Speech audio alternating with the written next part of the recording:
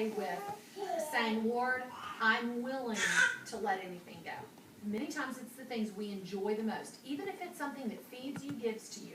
You know, if you're a blogger, okay, and it feeds you, you love it, it's your outlet. It may be for a season, you have to let that go. And everything is surrendered. Every single thing is surrendered. It could be, though, that you just say, Lord, here's my heart, and here's my desires, here's what I enjoy.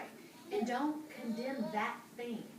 And many times, He shows you where that fits in your life. Many times. You know?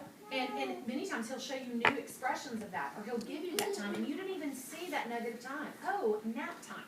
That's a great place for this, Lord. You know what I'm saying? There's also kind of this trap we can get into, and see if you follow this. Say, imagine this woman, and she gets married, okay? And her whole thing is about decorating her apartment. That is the only thing that matters. And so we're not going to cook, we're not going to figure dinner out, and don't really have time for relationships, really don't have a lot of time with the Lord, but boy, I'm into decorating. So night and day, that's all I'm going to talk about, that's all I'm going to look at, all on the computer, all in my books, or whatever we have now, Pinterest or something, and to find my ideas. And so I'm going to decorate. Well, from that, I start getting into, it kind of moves me into, I flipped a page, and I thought, ooh, cooking. And so that's my new goal, is I'm the gourmet cook, and that's the only thing I can think about. And so all I'm going to do is cook. Not time for your kiddos, not time to decorate anymore. The house, in fact, goes down. And don't get a lot of time with the husband because I'm cooking now. And I'm going to be the gourmet cook, and that's all I pour over. And this seems extreme, but we all have our areas to do it. From the cooking, we get all caught up in nutrition. So the only thing you can ever hear us talking about is nutrition, nutrition, nutrition, nutrition, nutrition, herbs and vitamins and herbs and vitamins, and everything's organic. And that's a bad thing. You know what I'm saying? But that's all we get consumed with. We don't have time to clean. I sure don't care what the house looks like decorating-wise when I used to. But now my thing is nutrition.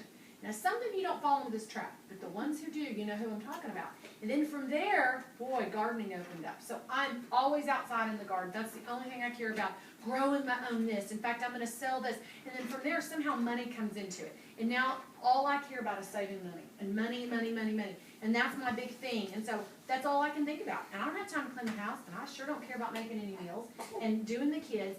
And it grows. If you're someone that you always have a thing, and that's where most of your time goes, we can end up being lopsided.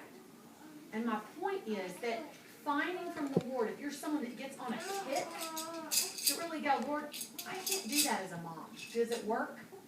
You know, if life is cooking, are you going to be able to love on these little hearts over here? What about your marriage? You know, if you get lopsided, I've known ones that they have these kids and then they turn 4 and all they can think about is what this kid can learn. Life literally becomes about academics and what they're going to learn. And this child and their marriage isn't even on the radar anymore. And the only thing they can see are, numbers and letters and fun songs and, and shapes and colors and scissors and all of that world. And it's a fun world. But, you see it. That is all they're feeding on and driving down the car and listening to. And that's their world, is that preschool world. And the thing is that if we see that life's getting lopsided, if we see that all we can focus on is one thing and everything else is going, we're out of balance, okay? And I'm all for being the vessel you are, but if you spend all day doing one thing, there's a chance that you might be missing something. So just ask yourself. Doesn't mean there's some law that I'm setting up if you do the same thing all day long. And there are exceptions. Sometimes if your husband's in the hospital or you just had a child, you can't get to everything, can you? There are exceptions. There's things where someone dies. There's times in life your focus has to be one place. But most of the time as a mom, our focus kind of has to be in a lot of places. And I just want to say loud and clear that many times, you know what goes first? I know you're thinking I'm going to say the house. It's the husbands. It is. It's easy to do. Most of us married to sweethearts, and it's easy to do. They're loving, they understand, and just have them on your radar. Don't put them on the back page of your notebook. Oh, well, I get to get to him. Okay, you get a kiss tonight. Okay, check you off. Instead, it's that this is priority. know, or my children's hearts. Don't just get focused on, okay, my hobbies and cleaning the house and my decorating, my cooking the meals. It's all good. But if you're not even connecting with your kids, big whoop if you have a gourmet meal sitting there. You know what I'm saying? If no one's enjoying each other, big deal that they speak Spanish and Russian and Hebrew. I mean, really. I mean, to me, it's like, that's great. But if we're missing the important stuff, and the way you know if you're missing the important stuff is asking yourself those honest questions.